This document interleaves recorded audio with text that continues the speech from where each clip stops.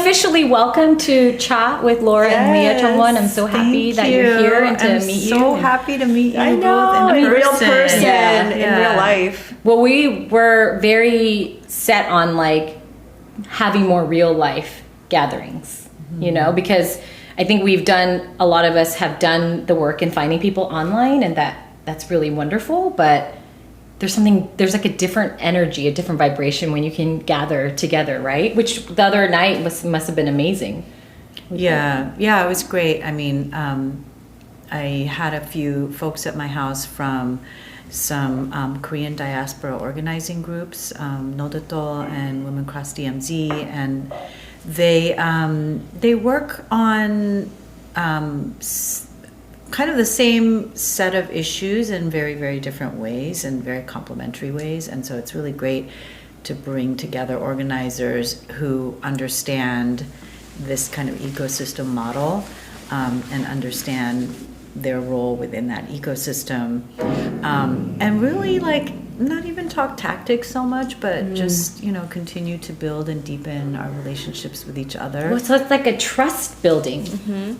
Yeah, and this is kind of one of the things that I always share with younger friends of mine in the organizing space too, who are, you know, really trying to like jump out of the gate. Like, we have a new coalition, we have this new campaign or whatever. And Like Americans are very good at doing. Yes, and I think, you know, as many people have said before me, relational organizing is so much more powerful. And, you know, I think it's more powerful because you're moving at the speed of trust and you have relationships with each other. And so when you're on the go or things are moving quickly or there's some external pressure that may cause a miscommunication, Right. you have the relationship to fall back on.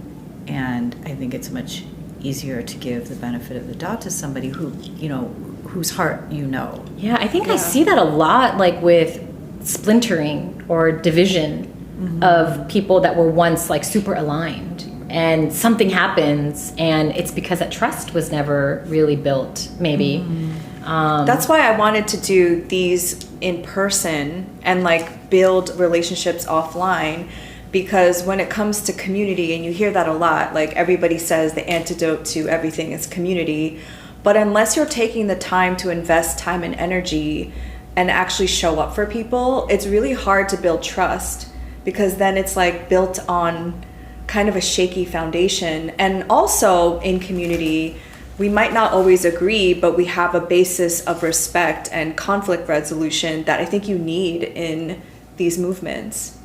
Yeah, and I think it's easier to resolve a conflict when you're just sitting face to face and you can actually feel someone's vibration and you can feel their intention more. And conflicts are inevitable. Conflicts right? are Like, they're inevitable, just, or yeah. even just they don't even have to be conflicts. They could just be a disagreement in tactics. You know, I think that kind of comes up a lot within different groups that I organize with or am in deep community with. I mean, there's a difference of tactics, and then we talk it through, but it's not a debate. It's kind of more of like sharpening the collective sword. Yeah. You know, together. I think there's a lot of online campaigning. I feel like we're kind of seeing the end curve of Right. that. Like it's like the that online, ship has sailed, as they say, right? Yes, yeah. It's feeling very passé. Yeah. You know, we're mobilizing Right. through Instagram, Right, you know, right. and people don't know each other, and then in that context, you know, someone can, I don't know, make a comment, and then it's taken the wrong way, and then there's a flame war. You know, Yeah. we've seen this over and over again, and I Yeah. think it's just kind of a waste of time and energy. Do you think it, sorry, you go. Well, no, you go. I'm going to ask a general question. Go ahead. I was just gonna say, No, you go. No, you go. No, I'll pay. No, you go. Very good. Well, I was gonna say, do you find it easier to align with people who are Korean because we have a sort of cultural understanding? Like the first time I asked Leah to meet me in real life, which is actually like I have many different layers of like Vetting someone?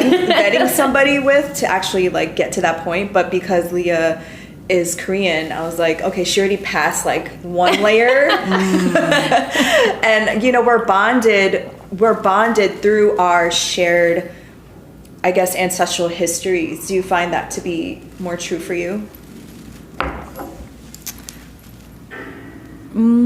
That's not really how it panned out for me. I would say I kind of found Korean American community much more recently, and it was kind of through the work that I was doing, and you know, Women Across DMZ, the former executive director, kind of found me through another organization that I'm on the board of, and you know, it was kind of this roundabout way. And then once I began working with them, then I started to meet all of these really like-minded people that I still had to build relationships with. So I see how that would be really natural, but that's not how it happened for me. I would say for me, it was kind of a more roundabout way to kind of where I am now, and it's probably been, you know, my own kind of orientation is much more grounded in my being in deep relationship with Black community. You know, that's kind of been my context for a long time, you know, since moving to Brooklyn in the 90s and even before that. So I think from that experience and those friends and those leaders and those kind of people that I really learned from, you know, mentors included, it kind of like set me into a certain orientation. And then with that, when I started meeting more Korean Americans, I kind of knew what I was looking for, if that makes sense. A certain orientation that I did not find, you know, when I was in college in the 1980s. You know, my friend and I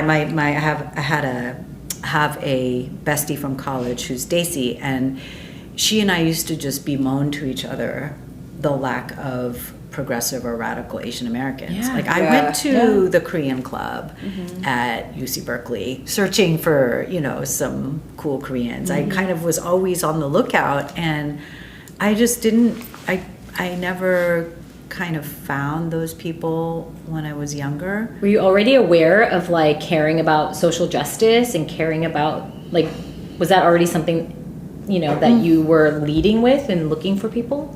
I didn't like come right out of high school with that like deep experience, although I would say maybe there was an orientation, right? Like I remember writing an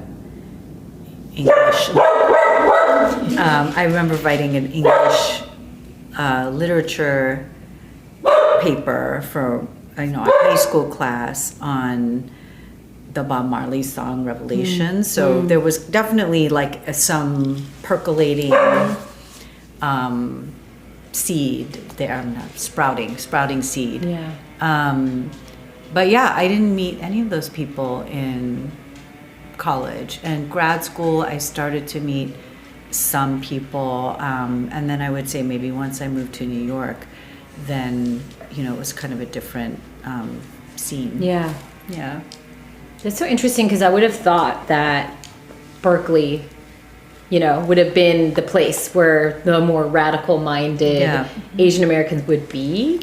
But there were radical Asian Americans when I was there at the time. They were mostly Filipino. And in fact, one of the earliest kind of women of color journals and communities was founded by a Filipina named Rosel. I'm blanking out on her last name, but she started this journal and related group called Smell This, and it was like revelatory. You know, all of the young women of color on campus, all of a sudden it was like, I am a woman of color. I mean, it was kind of like this revival of the Third World Liberation Front feeling of like, you know, I'm part of this thing that's not just my small affinity group of Korean Americans or Filipinx people or whatever. And you know, I'm not saying they weren't there. I just didn't encounter them. Sure. You know, Berkeley, the student campus community is 30,000 people, it's so it's really hard to find people. And I would say by the time my brother was in school there, I was a graduate student and he was an undergrad student, I noticed a lot of his friend group that included more kind of progressive Asian Americans, like the kind of people that I had been looking for 8 years previously. But I mean, I still didn't know. I have lots of Asian American friends, including Korean American friends, and obviously my own family, my cousins.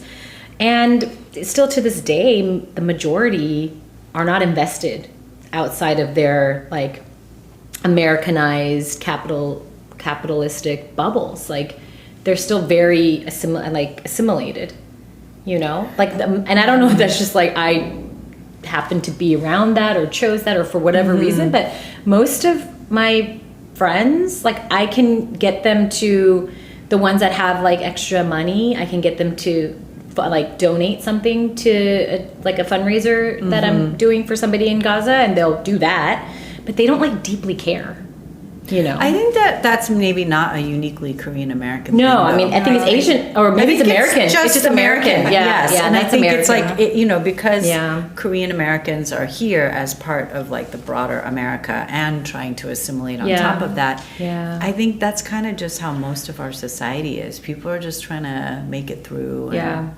you know, get theirs and keep their family safe, and you know, maybe engage with their school community or their neighborhood. But I think that the you know, the number of people who are really willing to go out on a limb for justice, liberation, the climate, or whatever, it's small. I mean, it doesn't have to be huge though. That's the good news, right? Like we know it only takes, I mean, Erica Chenoweth said 3.5%. I think there's been a little bit of like rehashing of that, and you know, now people are kind of questioning whether it's something more like 6% when you're in a really fascist environment.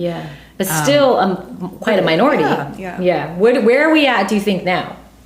Or is it impossible to ascertain? I think we have the numbers. We just need to organize better together and like work, because like you were kind of alluding to, there are people that are already doing the thing. We are just piggybacking off of work and organizations from previous generations. And I consider us to be a little special, if I can say that. And maybe the answer to your question of why you haven't found revolutionary Koreans is because, at least for me, I'm the first generation that was born here. Like my parents came here in the 70s. So I think there's this whole awakening moment that is needing to happen with Asians. I'll just speak for Koreans of the diaspora who are first generation. The 일점오, right? Like they call them 일점오. Did you use that? 1.5. Yeah, the 1.5. That's actually the people that were born in Korea but moved to the U.S. like 5 years old or less. They're 1.5 generation, 1.5. Oh, no way. Yeah. I never heard you're that. second. We're second generation because we're born here. Our parents are first generation, right? Yeah. I always get that. It's the first generation isn't born here? So the first generation born here is is second generation Korean American. Oh, okay. Right? Yes. Yeah. Yes. I mean, so everyone has second, this. So we're second generation? We're second generation, but we're the first generation born here, to your right, point. first generation born here. Yeah. And so I think when you are the second generation, you're right. Born here, it's like we are operating under our parents who were born in Korea, but also had to assimilate here. So our experience is so fractured because we are inherently American. And so I think that's also why, you know, because we're kind of like, what are we? I don't feel that I'm Korean. Like I wasn't born on that land. I feel very much a New Yorker because I was born on this land, but also I'm Korean, like definitely by phenotype, you know? So I think that's it. And I think we have the responsibility in this moment, like to be the leaders that we don't have because we're the first ones born here, you know? I think also there is a way in which the assimilation story eclipses the more radical aspects of our lineage, which are totally present. But because our parents were so busy assimilating, that's not necessarily something that they transmitted to us. When I was in Korea in December, I'm actually wishing I could look this up on my phone because I'm Oh, blanking you can. out on, Look it up. It's fine. I'm blanking out on his name, but I went to visit a museum. Okay, good. I'm glad this is like a little bit more casual. Were you there you were there in November? I was there in October. October, okay. Yeah. Before the martial law was declared. Oh my gosh, were you there after martial law was declared? I was there. I got there the day before the impeachment protest and vote. Oh, wow. So I was there the day, I was out in the streets with my friends on the day that Yoon was impeached. Oh my gosh. How, like, the vibes must have just been, like, It was amazing. incredible. Yeah. I would have flown back for that if I could have. Yeah, I remembered his name. So I went to visit this museum. I was walking with a friend through Seoul and, kind of getting ready for the second part of my trip. And then we passed by this big building and he said, "Oh, you know what? I've always been wanting to go in here." He's a 1.5 generation Korea historian who is Korean American. Cool. And he's kind of a radical historian. So cool. Ooh, radical historian. Yeah, Young Jung. I'm going to shout. We need more his name. radical historians. Yeah, he's great. And he said, I have never actually been here, but it's been on my mind for a long time. Let's pop in. And it's a museum that is all about Jun Tae-il. So Jun Tae-il was a factory laborer, and he became an organizer, I think in like the late 70s and early 80s. I'm really sorry if I'm getting the years a little bit off, but he actually started, like when we look at Korean labor unions now in South Korea, I'm talking about, and how fierce they are, it's actually because of him. Wow. He like ignited this, incredible movement of labor organizers, and he was just such a visionary, right? I mean, he was working in this factory. He was like incredibly poor. He had to walk from point A to point B because he couldn't afford bus fare. He actually created this whole almost like architectural plan of what a model factory should look like that respects human rights. Wow. Because the factory he worked in, the people couldn't even stand up straight. Like they had them stacked with sewing machines, right? So during the period when South Korea became like the tiger economy, it was really based on a lot of like factory piecework. Nike and a lot of those like clothing companies were manufacturing in Korea, and so they had sweatshops. And I mean, I almost want to say the sweatshop model may have even evolved in South Korea. So they would basically stack people on top of each other, and you couldn't stand up. So they're like this, and then there's like another, almost like a parking, in a parking garage, how they have the lift.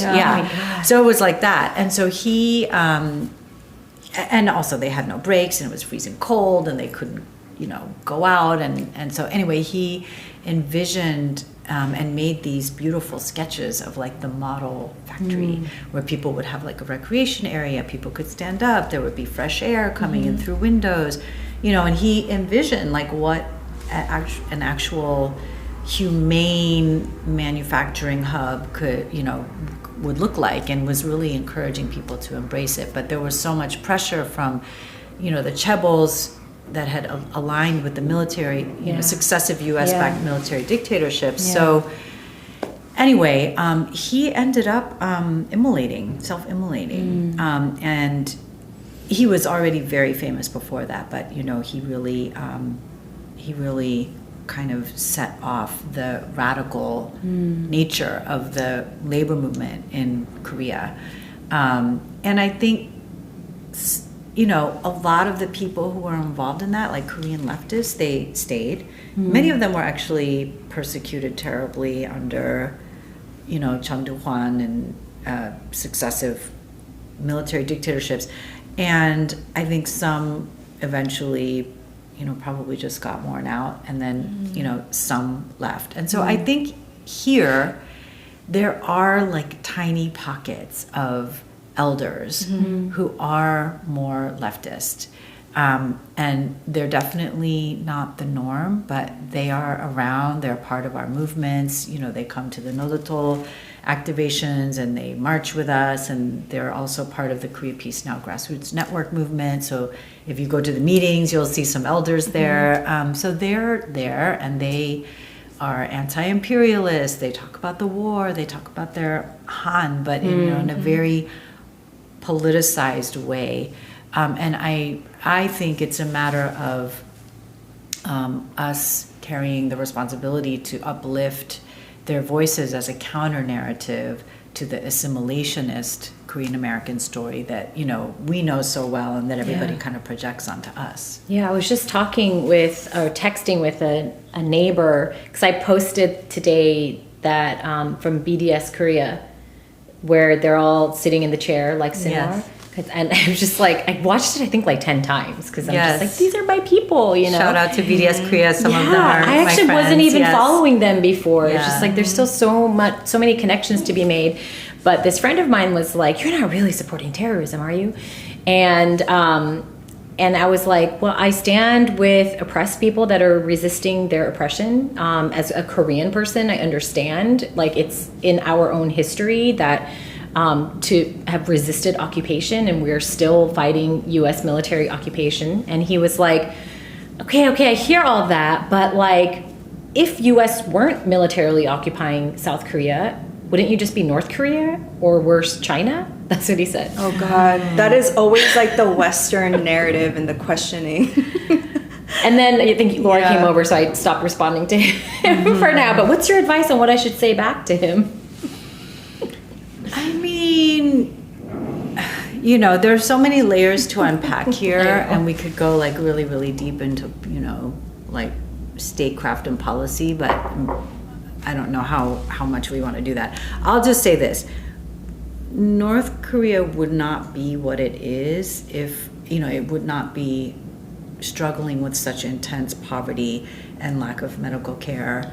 And I mean, one could even argue maybe would not be as authoritarian as it is were it not for multi-sector sanctions and, I mean, a 70-year blockade. And that blockade is not just weapons. It's also in the agricultural sector. It's things like tractors. It's things like seeds and fertilizer. It's medical equipment. It's surgical equipment. It's like, you know, sutures and IV bags. I'm getting emotional because I'm just like, I know I have blood relatives in North Korea. Yes. My Weharabaji was from North Korea, and he lost everyone once the 38th parallel was, you know, made the border. Like, he just lost all of his family. Yeah. He happened to be South. Yeah, he just happened to be South. And I don't really know. We've talked about, like, kind of just wondering, you know, about our ancestors. And I did know him for 20 years, but, like, I was a kid. I didn't know to, like, ask all the questions, and now I can't ask. Yeah. But growing up, we did all know that, like, he lost everybody because he was geographically in what became South Korea. Yes. And then, like, you just... who I don't know, like, and he never talked about his, I don't know how many siblings he had, I don't know the state of his parents, but Or if they're still there. they're still there, did they die? But I'm kind of like, I feel in my bones that, like, I have blood relatives that are there, and I'm just like, what is their life like, you know? And just can't be great. I don't know, or maybe it's okay, or I mean, it's just there are a lot of different unknown. Yeah.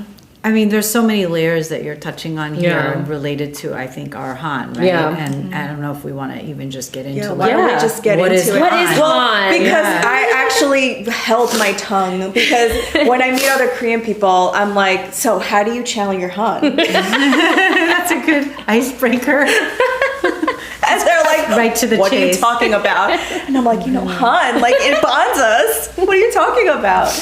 Yeah, so can you, I mean, for the people who don't know what Han is, can you describe what it is to you and how you work with it? To me, you know, my working definition of Han, which is, you know, open to more nuance and, you know, augmentation and contestation and everything. I'm by no means an authority on Han, but my working definition of Han is that it is an embodied accumulation of grief and rage and resentment. Unresolved, let's say, unresolved grief and rage and resentment that is the consequence of historical violence. Han, I think, can be and is often experienced in a kind of solitary way.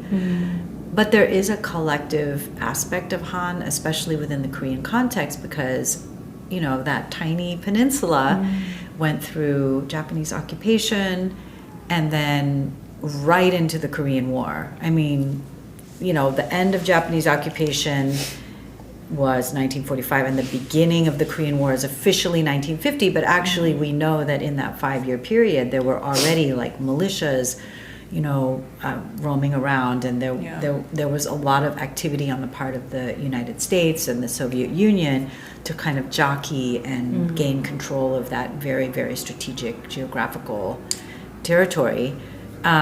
So I think in the Korean context, Han, there is a collective aspect to Han because no one escaped the ravages of either colonialism or the Korean War. I don't know of any family that wasn't somehow torn apart, displaced multiple times, separated permanently across the world's now most militarized border, etc. My mother's family also comes from the north, from Shinoiju, the border of China.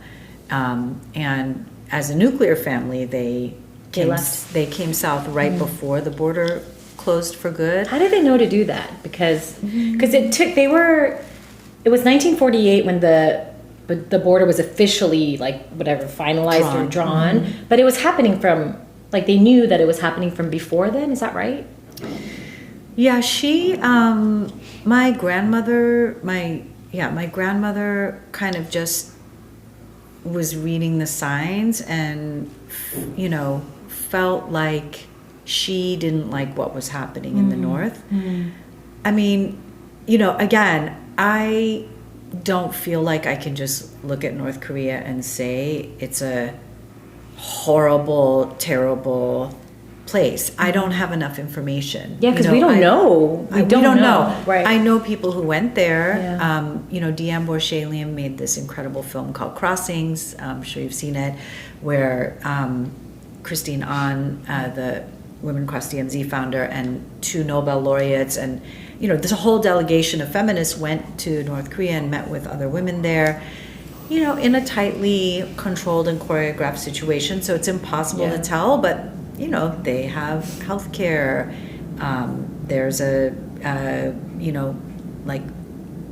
maternal health, a hospital stay when you have a baby. All of these things are, free. And yes, there is a lot of hardship, and yes, it is an authoritarian context. Again, I would argue that it's kind of impossible to condemn any of those things without taking into context the bigger picture of all of the sanctions and this very harsh multi-sector, decades-long economic blockade. So they're literally fighting for their lives. So it's kind of like in the multiverse. Is there one of the universes in the multiverse where all of the forces within the Korean Peninsula who are really fighting for independence from Japan, right, then came together? The Christian groups, the communist groups, the kind of land reform groups, there were so many of them, and hammered out some new way forward that wasn't so polarized like it is now. So anyway, all that to say, I don't know if my harmony, what it was, but she just felt she didn't like this idea of having to be part of the neighborhood committee. The communist groups in Northern Korea were really organizing, and they were getting the neighborhood into block. I mean, it's kind of like all the things that we're supposed to be doing now, right? Get your neighborhood block going, and self-sufficiency, juche, all of those things. And she personally didn't like that. And also, she's someone who experienced a lot of trauma and poverty during the Japanese occupation. And so she was, I think, quite anti-communist and very much wanted to be and live as a wealthy woman, to marry well, and to, you know, and she did. She married well, and so it, you know, from a class loyalty perspective, she was aligned with her class. You know, she had married into a much higher class, and she didn't want to lose everything, and she didn't want to be in a place that was like collectivist and you know, she was like, absolutely not. So anyway, she decided to go south, and I mean, like, they walked. You know, they walked with a baby on her back, and then, you know, going through the fields, and made it south right before. So maybe it was more that your family was more aligned with like a socialist kind of situation. I think so. And the story also for them is that they walked. He was already married to they were married. They were quite young, but my grandmother was pregnant with my mom, actually. Wow. Yeah. It's like so many things that. Yeah. Just like learning more and sort of connecting the dots and understanding also. For me, like, I actually knew nothing about Palestine until October 8th, 2023. I just didn't know. And as I was like trying to read and get information, like, I'll just never forget seeing the word occupation in the context of Palestine. Like, I just didn't even know Palestine was occupied, but seeing that was like something hit me in my bones. And I was like, oh my gosh. Because up until that point, it was still, I had people in my life that were like posting Israeli flags on social media, you know, like, I didn't know people. I had Zionist friends. Like, I never talked about Zion. They never talked to me about Zionism, you know, it just wasn't a thing. I just was like, had friends from all different backgrounds. And so, this, you know, Al-Aqsa flood happens, and then there's like two sides immediately pop up in my like social media world. And so I was reading and being like, and I had my like Zionist friends telling me all this stuff that now I know is just propaganda, but I didn't at the time. And the word that cut through was occupation. And I was like, oh my gosh, you know, without even knowing the history exactly or any of the specific anything, I was like, I knew what like, you know, where I stood and what your Han got activated. Yeah, it activated my Han, which I don't even know if I was aware of. I mean, I had started hearing about Han a few years prior, and it felt something that like felt true. But yeah, for sure, in 2023 is when it was like. So I feel that is what, you know, makes me care about Palestine, and I understand that it's all connected. But when did I mean, like, is this something that you've just been involved with for so long now? When was your Han activated? I feel like I've always had Han. I'm always there. I'm like, as a Korean person, as you were talking, I'm like, I feel very in touch with my Han. I always felt like there was this like fire always like within me, you know, and now I've been able to tame it. I've been able to like harness it and channel it, whereas before it was just this like temper, this like explosion. And now I've been able to like make it, like you say, that Han is the portal, which I think is so beautiful. But I'm curious, going back to Han and, you know, your definition and your work with Han, because you do say if you channel it properly, it can be a portal for you. Yeah, really, it really can. I think, I mean, just starting with your question, I would say, just early on, I think I had this awareness of suffering that really bothered me. And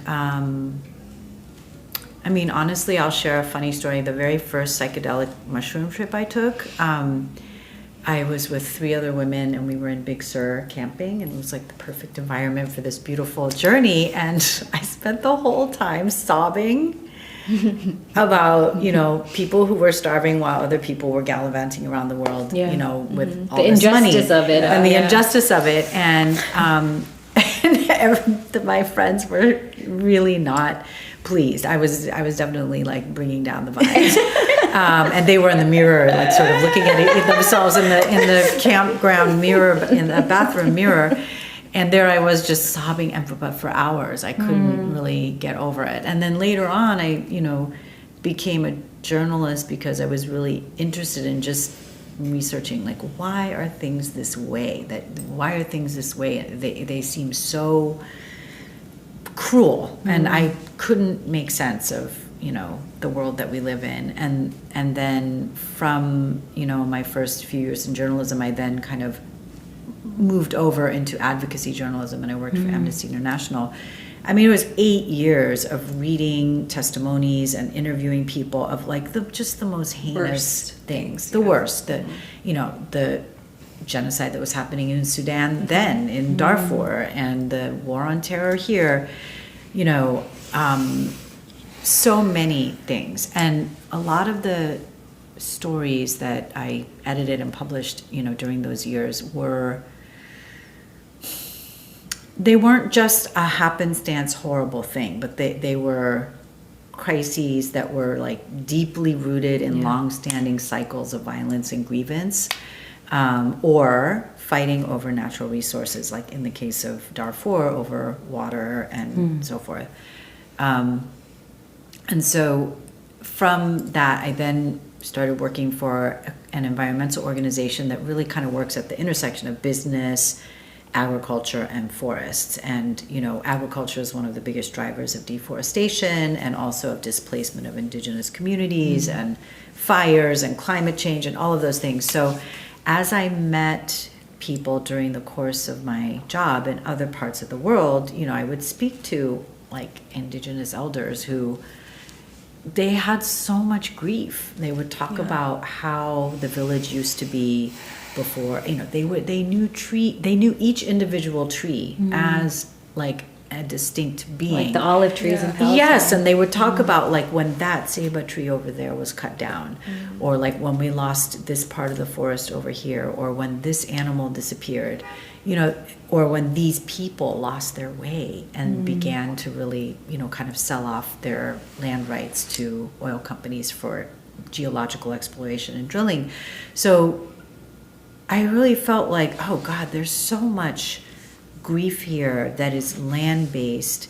It's like, you know, they're watching the kind of unraveling of their entire fabric of their universe, right? And it's coming from external pressure. Right. Everything in indigenous cosmology, it was very tightly woven, and it's very similar to, I think, Buddhist cosmology, where we live in this web of interdependence, and the more aware that you become, or the more deeply you root into that awareness, every decision you make, it's not even a sacrifice, because what I'm doing for the forest, I'm doing for myself, because I don't see myself as separate, for example, right?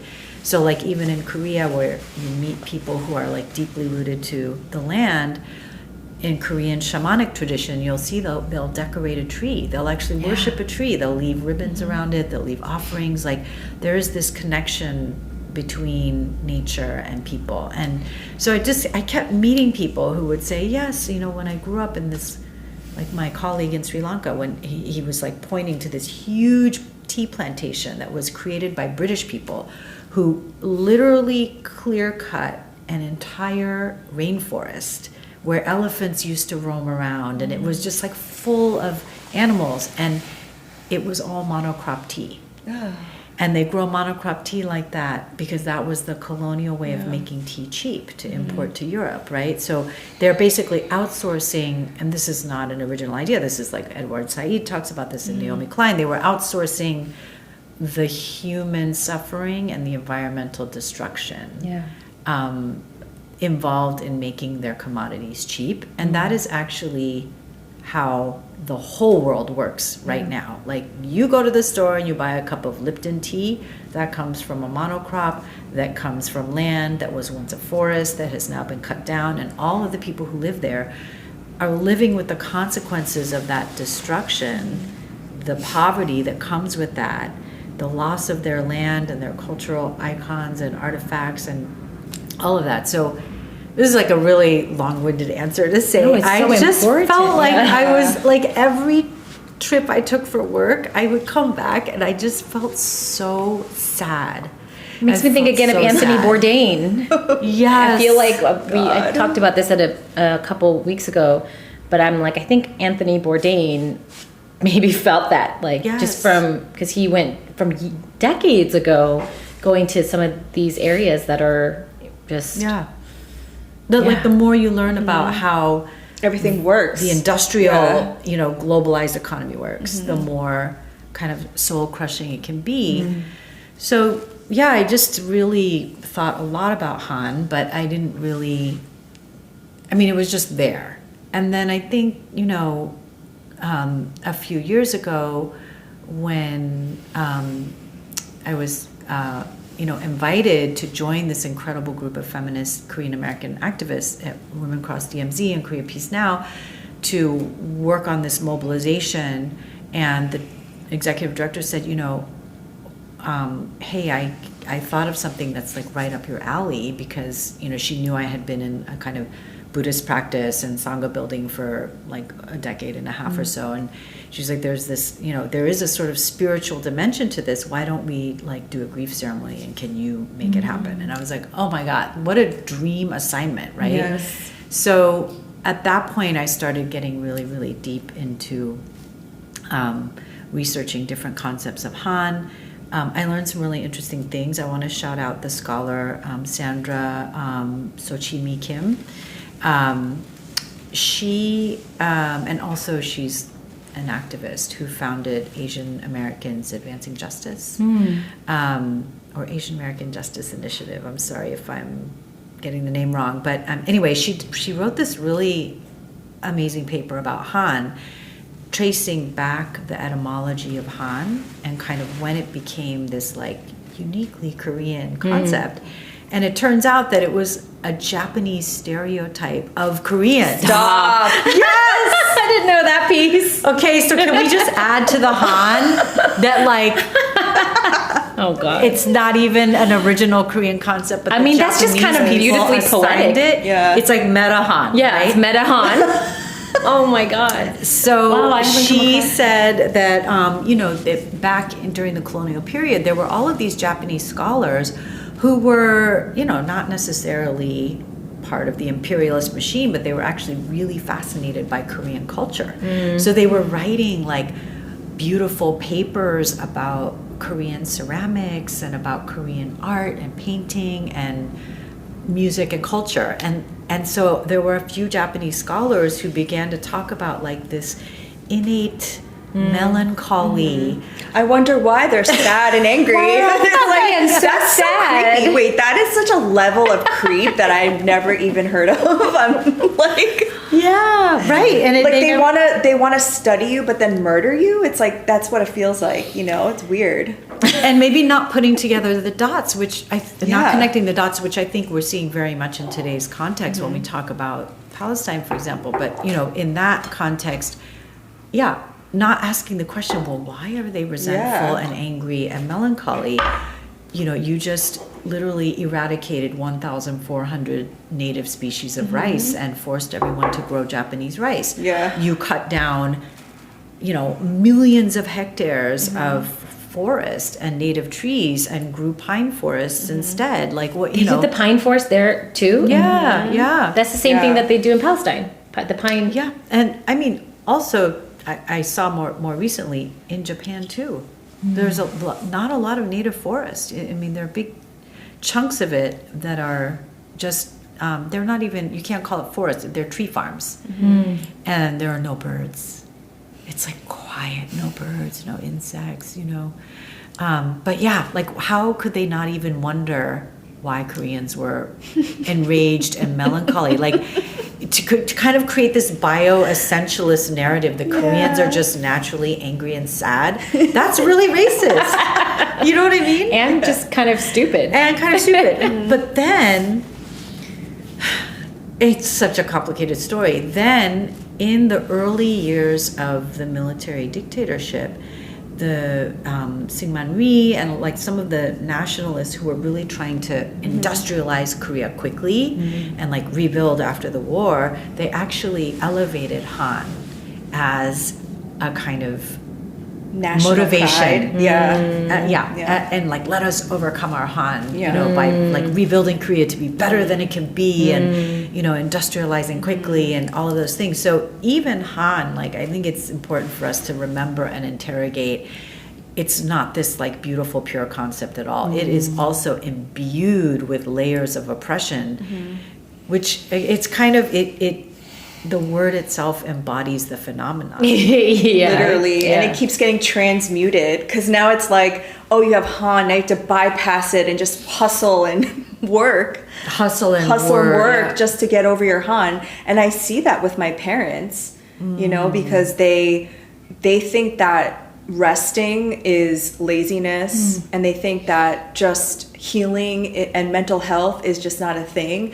Honestly, I see that transmutation of Han within them, that they keep having to like work. Yeah, I mean, I really want to just offer like a lot of love and grace to our parents, because I think,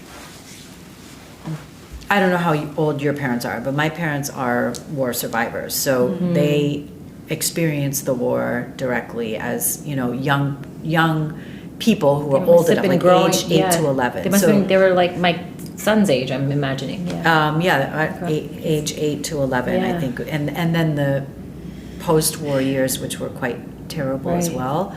So there is a lot of new understanding emerging about trauma-informed healing.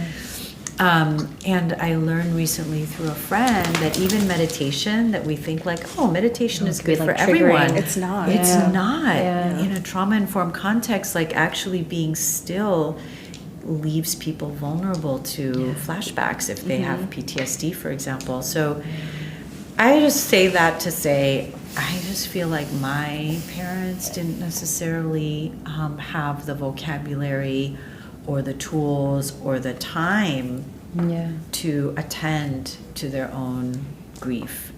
And like we 1.5 and second generation people now have like a little bit of breathing room. We have the spaciousness to kind of say, okay, now like let's now try to intervene and to like do some of this collective healing that our parents didn't have the capacity to do. And with that, we have to do our own individual healing from the kind of difficult ways that Han expressed itself, unhealed Han expressed itself interpersonally between our parents. That's why I studied Han, and it's actually, I write about it in my book, because my dad was very violent, like very physically abusive, and just like a violent person. And it wasn't until I started asking why. Like, why are Korean men so violent? And why is that like prevalent? Domestic violence is so prevalent in Korea. And it like I went down, like I kept going down and down to the root. And, you know, they have to serve 2 years military time. And my dad had to serve the army in his like teens and 20s. And he was forced, they like tied him down and they like abused him and like hazed him, and they did a forced circumcision. It's just my God, that's a horrible shit.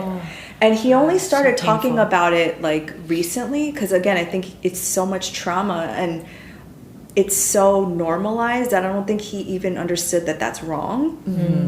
And so when I think back to, wow, that must have been really bad for him, and then that's where I'm able to have compassion and empathy for somebody who grew up in an environment like that. So then I'm like, oh, that's how the violence begets violence, and how it's actually the systemic issue at play, and occupation, as we were saying, that breeds violent people.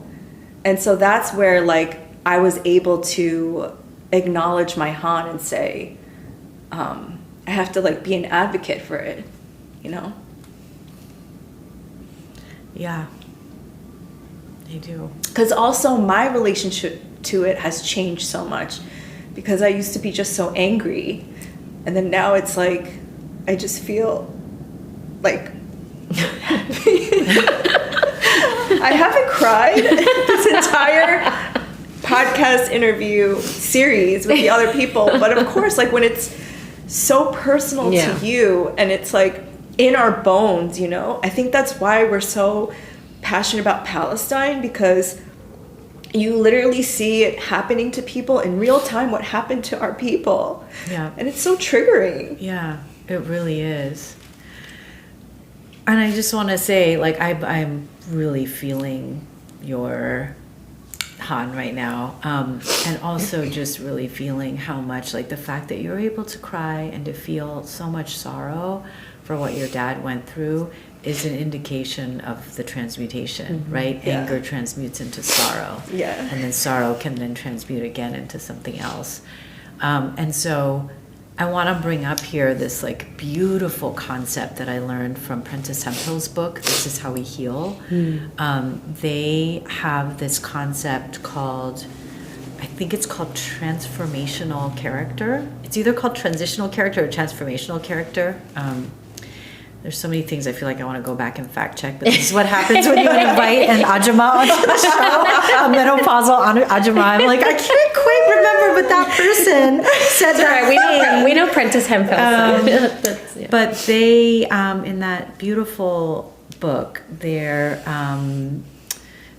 one of the anchor concepts of that book is this, I'm just going to call it transformational character. Sorry, Prentice, if that's the wrong word, but the transformational character is somebody who breaks the cycle of generational trauma. So, you know, like from our grandparents to our parents to our whatever, you know, and then there comes this moment when someone in that lineage says, no more, no more violence, you know, no more like interpersonal violence, no more family violence, and like also seeing where the violence came from. And so what, like, I feel I'm now, I have been summoned into a new phase of life and work, which is really focused on ritualizing the healing instead of the trauma. And that is, I want to just say this again, it's absolutely crucial that we ritualize the healing, not the trauma.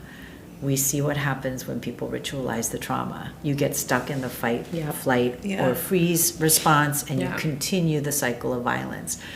But in ritualizing the healing, we have this opportunity to move from rage, which, you know, my teacher Thich Nhat Hanh would always say, like, anger is like when you pick up a hot coal and you hope that the other person's going to feel the pain, Right. but you're like holding on and it's burning you and it's just like corroding your insides, right? So we can't sustain rage without really doing damage to our mental and physical health. We do have to acknowledge the rage and feel the rage, but then we need to move through it into something else. And, you know, who has a roadmap for that? I mean, like, Nobody. there's no manual, like, you know, You see Berkeley didn't teach you that? no. So that's where I have been kind of researching what methods we have available to us in our indigenous cultures. And I'm going to shout out my friend Toshi Reagan, who calls this whole concept ancestral technology. So Toshi Toshi is a congregation, but also that is her form of, you know, world changing. She brings together congregations in song and in art. And Is she Buddhist? Is it through Buddhist? Like Toshi is an incredible musician who comes from like a Black American resistance musical tradition. Her mother was Bernice Johnson Reagan, who founder of Sweet Honey in the Rock, an ethnomusicologist and deep scholar and civil rights activist. Both of her parents. And Toshi has like continued this, you know, incredible illustrious lineage, and so she talks about music and specifically Black music as an ancestral technology of transmutation.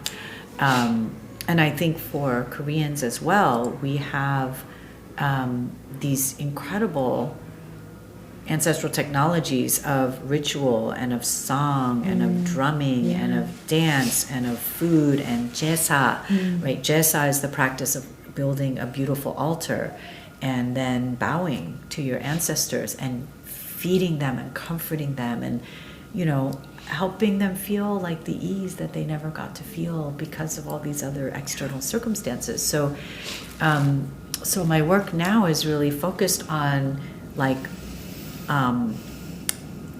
reconnecting, you know, and that's another aspect of our Han, right? Cultural loss is like a huge source of Han for me. Yeah. Why do I'm like trying so hard to figure out how to be Korean. Like, why do I have to do that? Well, because, you know, it's like, why are my parents even here? Yeah. Like severed from the place where no one wants to leave their goyang, their hometown. Yeah. No one wants to leave like the best food, the best, you know, their neighbors, the land, their family, the place where their family members are buried, right? Like, and they leave and they never go back. And so that cultural loss is like very, very deep in me as well. So reconnecting to some of our practices around grief, I think has just been like so incredible because it brings in the Hung and the Jung. And the Hung, I want to just kind of like also offer a working definition. Hung is a kind of cathartic joy that one feels, and it provides like a release of Han. And Hung in like old literature and stories is often mentioned kind of coupled with Han, you know, and it's you know, you go out for a night of drinking and eating with your friends and you eat whatever you want and you end up singing songs at the end of the night and you feel better because you're together and you're releasing. And then Jung is a kind of more like grounding version of that, like, you know, if we could bring it into the astrological realm, maybe Han would be like the fire signs and Hung might be like the air signs and Jung would be like the earth sign. I don't know, maybe, I don't know, that I'll leave that part to you. But the Jung part is like the web of kinship and relationality and responsibility and that feeling of like we're really, really connected. And I think what ritual does, specifically like the Jesa ritual and also the musical rituals, it creates Hung and Jung because it brings us together. Ritual actually is not I mean, some rituals are solitary, let me not say they're not, but like many of our rituals are actually practiced in a group setting. Yeah. So when you do a Jesa, you could do it alone, but actually more often it's done on Ancestor Day where your whole family goes to the grave and like everybody cooks and then you all do this thing and you picnic there. Or when you have a drumming circle, it's not one drum. You have like a whole crew and everybody's drumming and dancing and drinking, you know, and all of that together. And so there's a way where this creates this sense of unspoken understanding that like we're all going through something and releasing something. And also it's like we're here together. So like I got you, you got me, we got each other, you know? So I really, really love those three things. It kind of reminds me of what you see in the middle of a Korean book drum where you'll see it looks like a yin yang, but it's three. And it kind of reminds me like Han, Hung, and Jung. Like that's such a beautiful way to think about, you know, our pain and not to run away from it, but also to know that we can work with the pain so that it becomes more bearable and it becomes like a connector. So Han, you know, like grief, is a portal in the sense that it connects us to our past. I think if we can kind of work with it in a constructive way, it's also a portal to compassion for people who may have hurt us.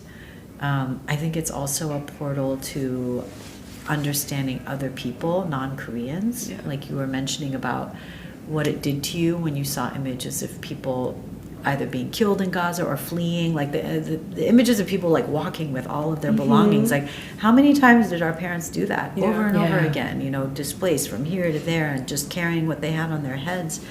So it's a portal to feeling, it's a portal to solidarity too. I mean, I think I also didn't know like the 1948 like it's such a pivotal moment in Korea and Palestine and that the world for sure. I feel like it was a timeline shift. It'd be interesting to see what was happening in the planets. Oh, yeah. I already know. Oh, okay. Yeah, what was happening? Yeah. Well, there was eclipses, and the one eclipse when Korea was split in half went through Korea, like Stop. literally at the parallel. No, I did not. I swear. That's why I started studying the eclipse cycles of 1948 because I was like, what the hell happened? Wow. And you know, like the Mandela effect, like what that is. So half of the people believe that he died, like before he became president, and then some people remember him going to prison and being president. So there's some like they just don't know? Yeah. Like they don't... No, because there's like a timeline shift. So it's called the Mandela effect when like one people are on one bizarre. timeline and another group of What? people are... Yeah, it's wild. There's other things like that. Like I grew up with Bernstein Bears. Oh, yeah. I mean, Berenstein Bears. I have Bernstein. See? I grew up with Bernstein. I grew up with Berenstein. But I think it's spelled Berenstain, right? It's like an A-I-N. Do you know the book we're talking about? The Berenstein I'm very Bears. vaguely, but I know It's that very- both of you are a lot younger than me, so Yeah. I think I probably grew up more with But it's the like that Richard thing, the Scarry. timeline shift. I want Richard Scarry. My kids still have... Richard Scarry has just... he persists. But... yeah, it's actually... Do you know it's like a very Christian, patriarchal book series? What? Bernstein Bears. Is it? Yeah. I mean, I'm If not you go back and surprised. look at it, it's Yeah, a lot of those things didn't age well. like... No, you look back and you're like, oh, God. Dr. Seuss did not age well. Once we learned Dr. Seuss, more. Oh my God, he's so Yeah. problematic. Yeah. But yeah, Bernstein and Bernstein. So like Yeah. it's like yeah, you grew A up timeline with shift. convinced that it was spelled and pronounced one way, and then I mean, case in Yeah. point. But yeah, I think in 1948, it seems like without knowing any details of what was happening geopolitically, that the Western governments were looking at the continent of Asia and being like, how are we going to weaken them? How are we going to like extract from them? Here's our outpost in West Asia. Here's our outpost in East Asia, and here's our outpost in South What is Asia. that Edward Said quote of like the head is in East Asia. Yeah. and like the belly is in Middle East Yeah. and Yeah. all that stuff. Yeah. Actually, I wanted to, when I DM'd you though, I saw a post that you posted on Instagram probably in December, and you had found out that one of your family members was murdered in that like 1950, I don't even know what to call it because I didn't even know that was a thing, because I had learned from my mother that her uncle was assassinated essentially and as being accused as a communist. So Leah knows the story because my mom is afraid that I'm going to turn into him. And then you posted that thing and I was like, oh, I didn't know that was like a part of a movement to kill all of like the alleged socialists in Korea. Yeah, I mean, talking about, timelines, I feel like we're just in this like spiral, especially with regard to Korean history. But that my close relative was killed in what is widely known as the Bodo League massacre. And it happened, it's not the only nationwide or large-scale massacre. There was a huge massacre in Jeju, as we know, between 30 to 80,000 people in 48. But in 1950, there was this nationwide purge that kind of began with a so-called political rehabilitation program called the Bodo League. And so Syngman Rhee's government was kind of enrolling anyone who might be a communist or who might sympathize with communists into this, political rehabilitation program. But they had really intense quotas. So a lot of the people who were enrolled in the Bodo League were not communists at all. They were illiterate or semi-literate farmers and fishermen and just people in the village who were really, really poor. But, people who are really poor were, of course, suspected of being communist sympathizers because of what the ideology talks about. So in the summer of 1950, so there were roughly 300,000 people who were in the register of the Bodo League. And in the summer of 1950, as after the North Korean troops came down, and they were really advancing so quickly, and South Korea and the United States and the U.S. allied UN forces were all, highly alarmed. There were basically these purges that happened in several different locations. One was Daejeon, where your relative and my relative were both killed. There was one in Chindo. There was, I think, one in Yosu.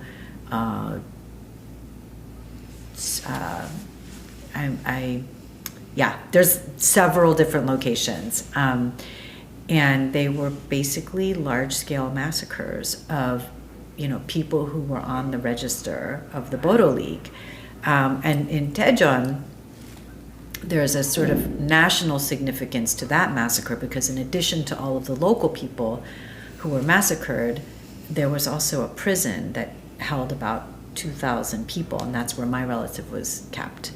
And they were all political prisoners. They were actually hardcore organizers.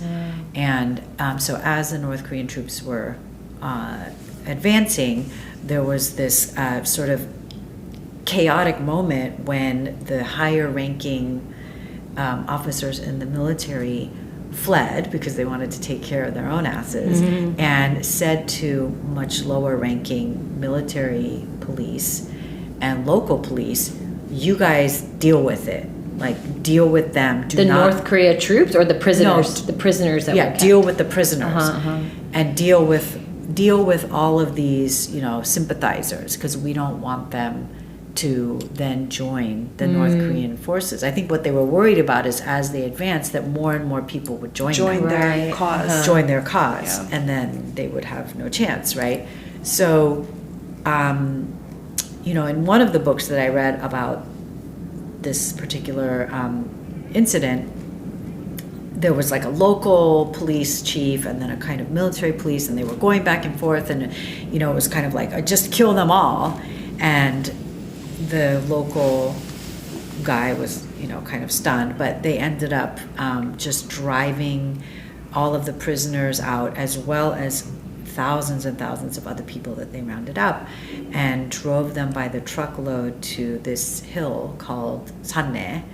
And now it's kind of referred to as Goryonggo. Goryonggo refers to like the Sino-Korean characters that it's something about bones, like the color of bones. I'll have to look that one up again later too. But anyway, there was a hillside, and they brought them out truckload after truckload. There are still people who remember, eyewitnesses to this, and lined them up. And there are actually photographs of this. They're so chilling, and they're in the U.S. National Archives. Who knows how long we'll actually have a National Archive, but they are there now. I have to go see them. Yeah, I know. That's actually one of the things that is an urgent priority for me, is to try to go and see the photographs. But they were taken by U.S. soldiers. Of course. So there were U.S. military officers present. There was one named Major Abbott. He was a major, so very high ranking.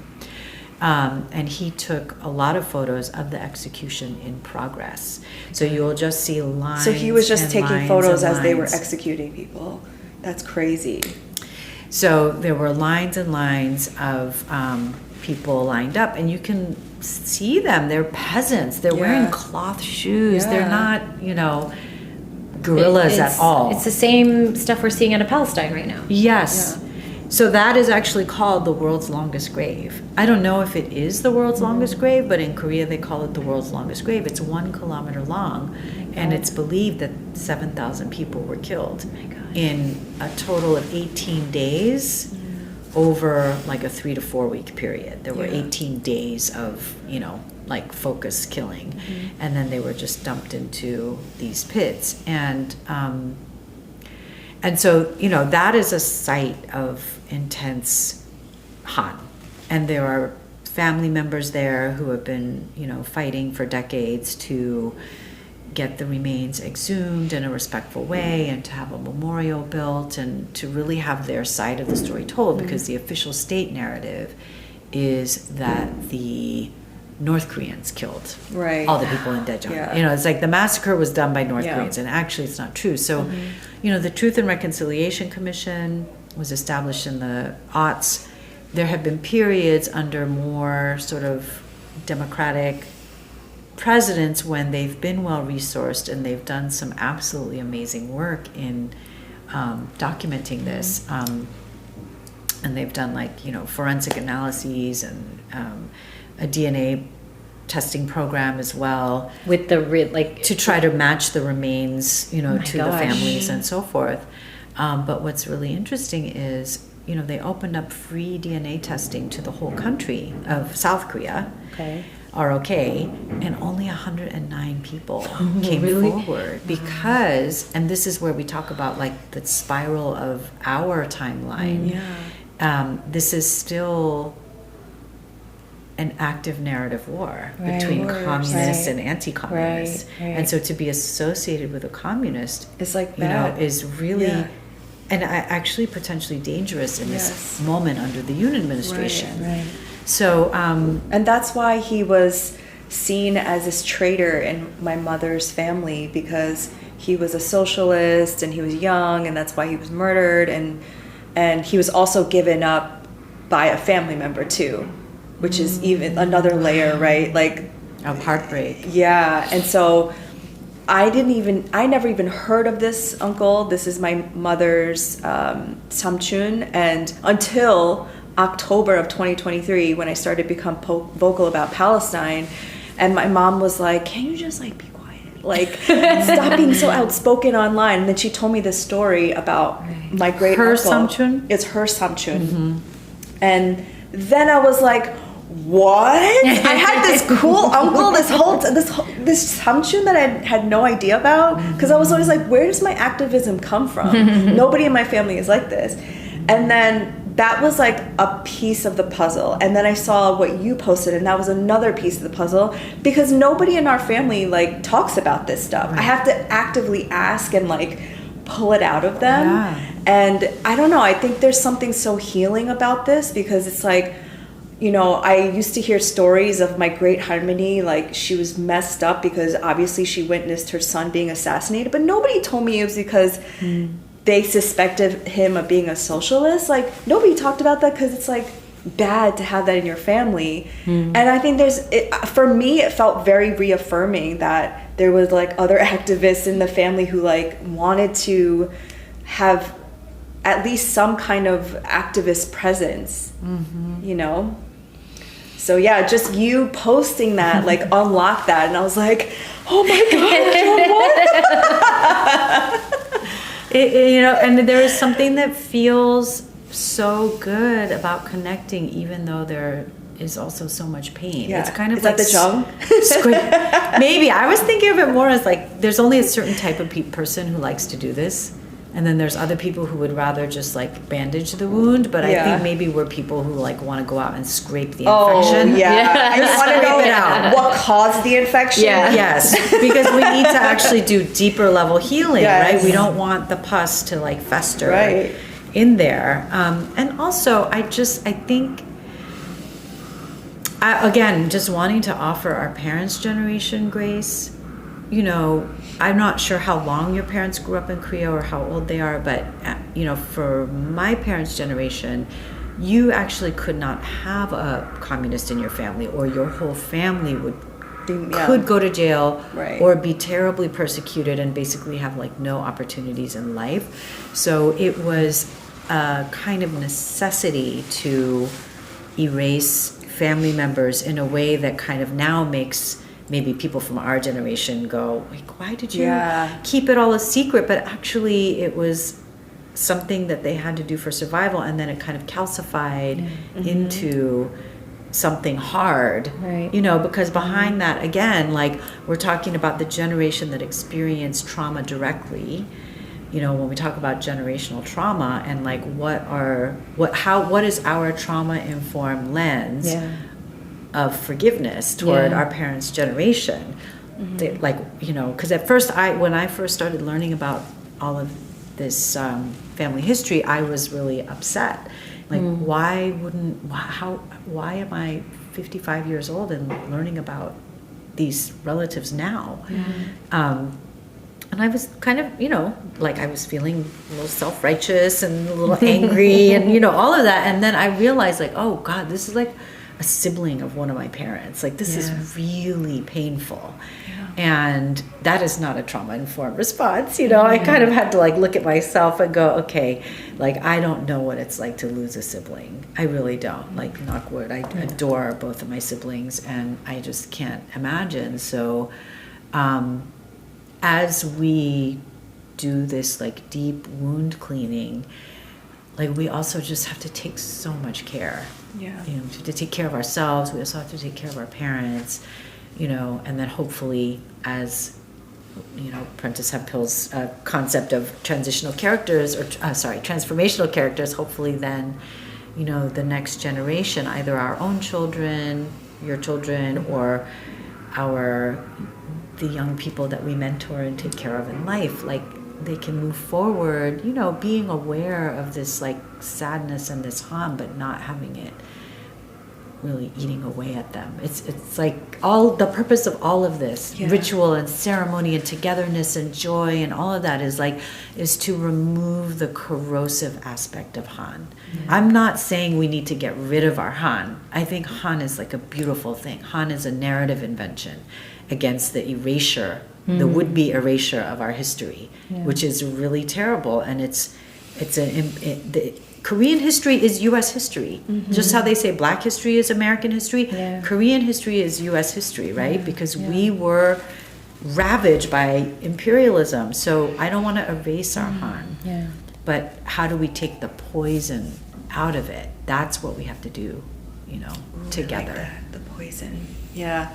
So should we do the rapid fire? Yeah, rapid fire questions. Oh my God, what is rapid fire? It's just a few questions. Okay. They're not that serious. No, it's not that serious. Do you know your sun, moon, and rising?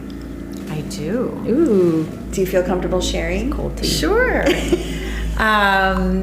Yes, peer into my soul. My sun is Capricorn, my moon is Virgo, and my rising is Gemini. Did I ever ask you this? No, I don't think I ever asked. Did you already know?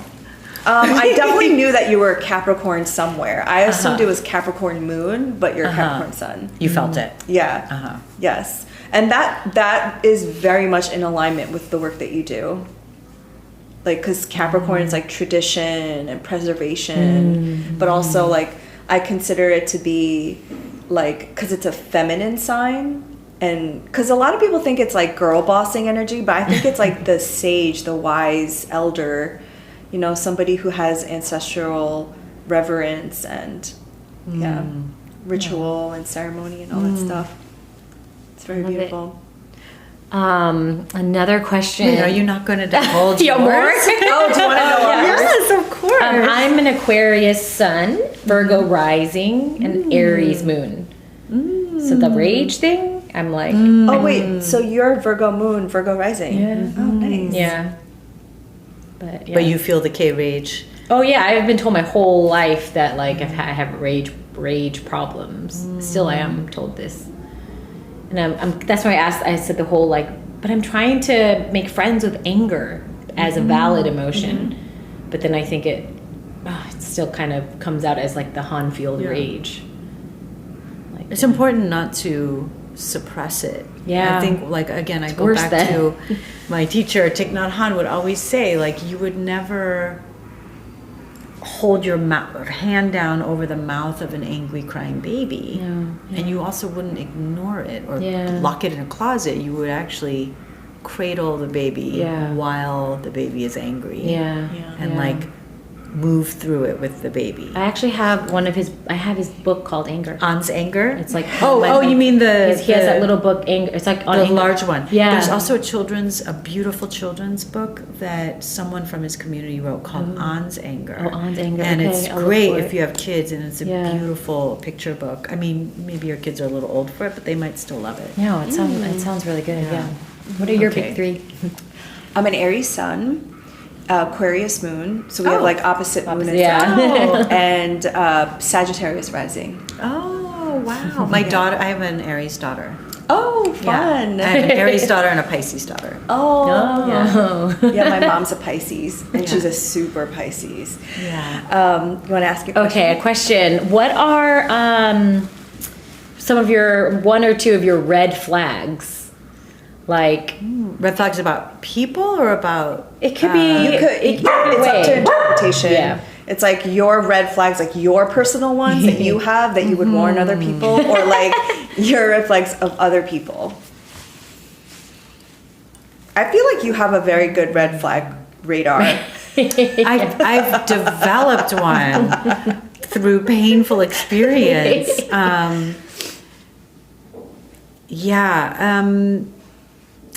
I think, well, again, I'm going to like step into my Ajumma wisdom step in. here.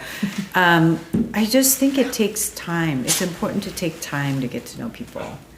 And I think a red flag for me is when someone wants to bypass the time, and often that will look like love bombing. Can you talk about this? Yes, or it'll That's fine. also look like a kind of assumption of intimacy that is kind of like ahead of where two people actually are at with each other.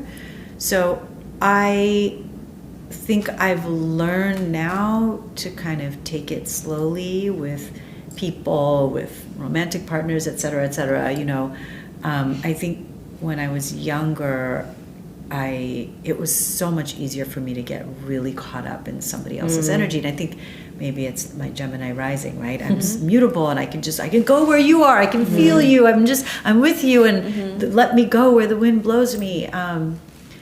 And it's really gotten me in trouble, again and again, both in romance, but also even in friendships, and once in a while even with work situations. So I think it's important to take time and to like the kind of false intimacy, which is love bombing is a form of that, or a sort of presumption of intimacy is a red flag for me. Yeah.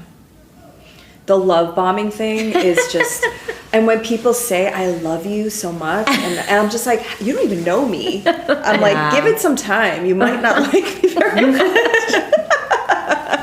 Or let it just be real. Like, let it be, Yeah, I think people think they know you though, like they know somebody. It's like the parasocial thing. Yeah, like the online thing. Yeah, and if you're like, especially I think with videos, it feels people feel like they're like They know actually you. having this like communication with you in real life, and because you're in the public Yeah, eye, and yeah. you are also with your podcast. So less so because I don't really put I don't really do reels like Laura does. But do you share personal information? Yeah, I mean, I do, but like I think it's a little different when it's a podcast.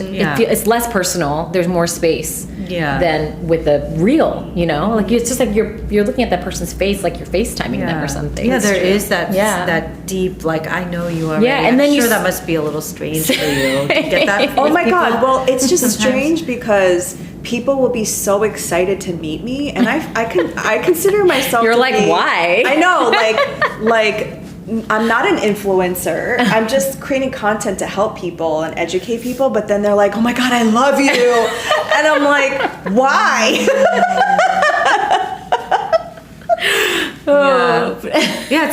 There's a lot of weird projection. to me because Right? it's also like, I don't want to be your savior. We have to break that model of saviorism. Yeah. Don't put me on a pedestal. I'm not here to like guide you either necessarily.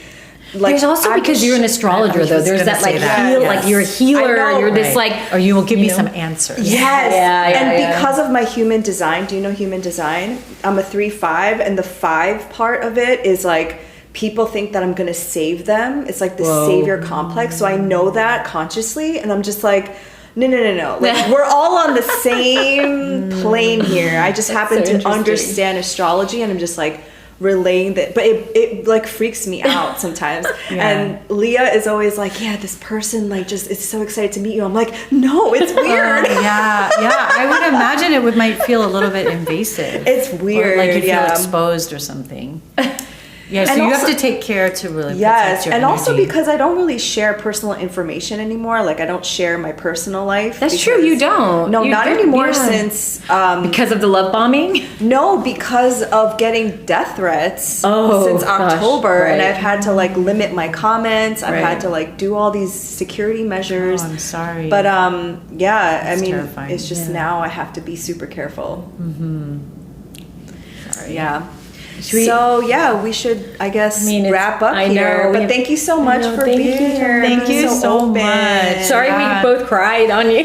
No, don't be sorry. All right, I mean, not sorry. If you're not That's how I crying release my Han. Oh. in a conversation about Han, Oh my then, god. Yeah, then I'm then like, we're not you're doing it dead right. to me. You're dead to me. Are you even alive?